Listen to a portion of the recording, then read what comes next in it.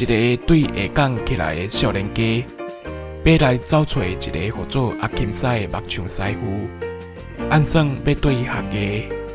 有一回，伊伫街仔看到一沓专门做木材家具的大头仔，扛棒写一字金。少年的踮遐想咧想咧，心内想讲，搭这手工做甲遐条晓着，搁敢食人的名。伊好奇，我过去甲头家问讲：“你敢是阿金师？”头家甲应讲：“是啊。”少年的随甲捧，好笑。我听人讲阿金师手路真油，做出来物件拢真在白。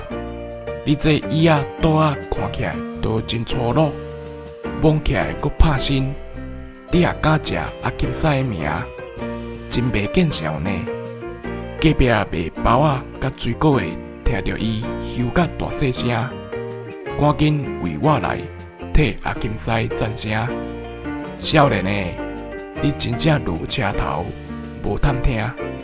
徛伫你面头前诶，正正就是阿金师。人遮诶家具是粗皮尔。少年诶，听一个煞讲去，歹势甲直直甲阿金师会师咧，讲伊有眼不识泰山。